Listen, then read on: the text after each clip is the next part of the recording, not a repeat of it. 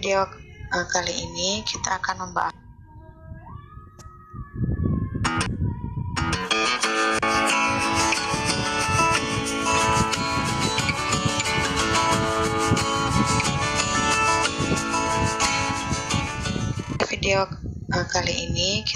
membahas tentang regresi sederhana.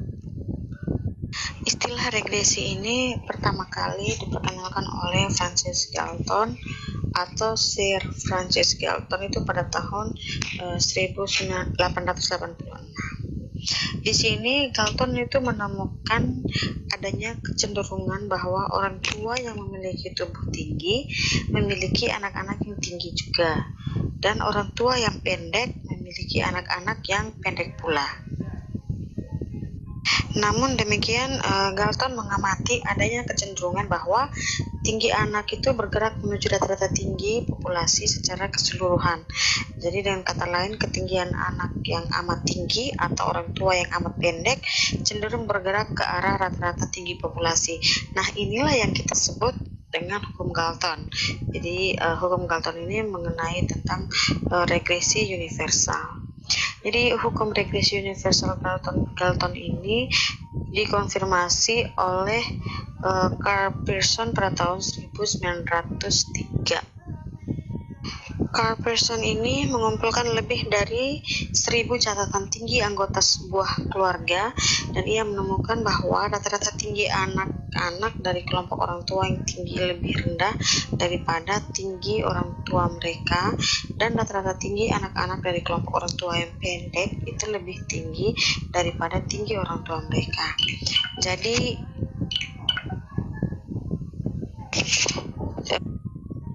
asumsi kedua yaitu nilai X alat untuk setiap nilai X tertentu. Jadi nilai error itu harus sama dengan 0. Asumsi keempat, varian untuk masing-masing yaitu nilai X dari sampel tertentu tidak selalu harus sama. Dan untuk terdapat terkecil, nilai beta 0, beta cup 1 dapat kita peroleh dengan beta cup 0 atau parameter beta 0 ini itu sigma x i kuadrat dikalikan dengan sigma y dikurangkan dengan sigma x i dikalikan sigma x y dibagi n kali sigma x i kuadrat dikurangkan dengan sigma x i dikuadratkan. Sedangkan beta 1 cup sama dengan n kali sigma x i y kurang sigma x i kali sigma x y dibagi n kali sigma x i kuadrat dikurangkan dengan sigma x i dikuadratkan. Ini contoh soalnya, seorang pengusaha bernama Karan ingin meneliti tentang pengaruh biaya promosi terhadap volume penjualan pada perusahaan sepatunya.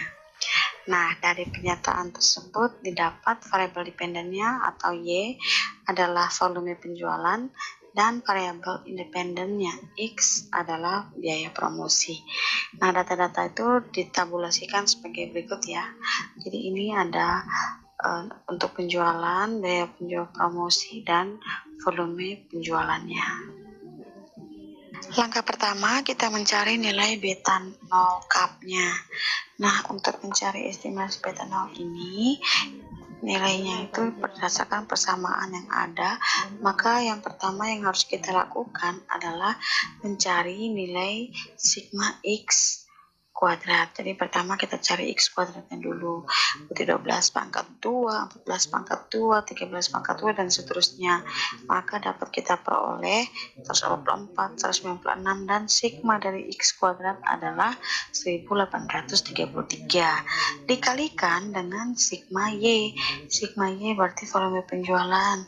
Ditotalkan dapatnya 620. Dikurang dengan sigma X. Sigma X adalah 135. Jumlah dari biaya promosi seluruhnya. Dikalikan dengan sigma X kali Y. Berarti kita harus cari lagi X kali Y. X kali Y berarti 12 kali 56 dapatnya 1672 14 kali 62 dapatnya 1868 dan seterusnya.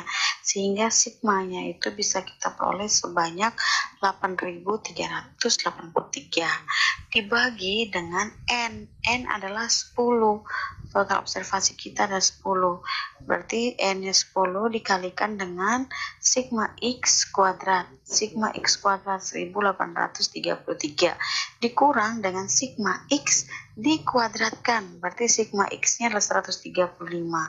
135 dikuadratkan sehingga hasilnya adalah 1.136.460 dikurang dengan 1.131.705 dibagi 18.330 kurang 18.225. Hasil yang diperoleh adalah beta 0 cupnya yaitu 45 kurang 45,28571. Yang berikutnya kita mencari nilai dari beta 1 cup. Nah, berdasarkan persamaan yang ada, maka kita akan mengalihkan masih menggunakan tabel yang sama, yaitu N-nya 10 dikalikan dengan sigma XY 8383 dikurangkan dengan sigma X 135 yang dikalikan dengan sigma Y 620 dibagi dengan N10 kali sigma X dikuadratkan 1833 kurang sigma XI yang dikuadratkan 135 pangkat 2 sehingga didapat hasilnya adalah 130 bagi 105 yaitu 1,238. Nah, berdasarkan hasil persamaan beta 0 tadi 45,285 dan beta 1 1,238, maka bisa dibaca jika terjadi kenaikan biaya promosi sebanyak satu nilai mata uang, misalnya Rp1, maka akan meningkatkan volume penjualan sebanyak 1,23. Itu dapat dari mana? Kenapa saya bilang meningkatkan? Karena di sini lambangnya adalah positif. Kenapa lambangnya bisa positif? Karena tadi saat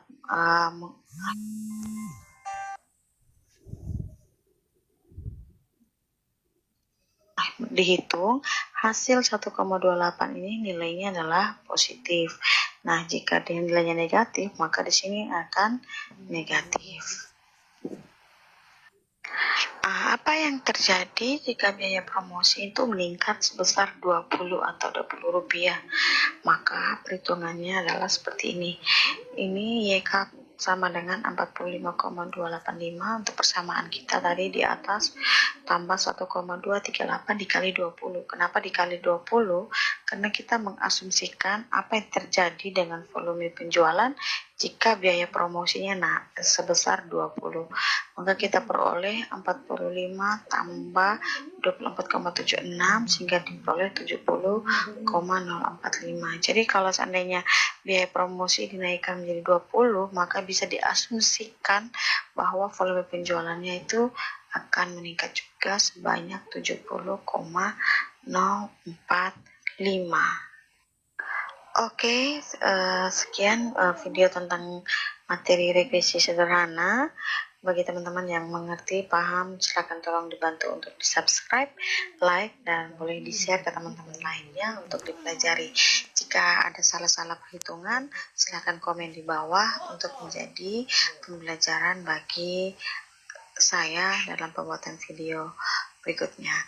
Nah, kita akan bertemu lagi dengan video materi regresi berganda. Oke, semangat belajar!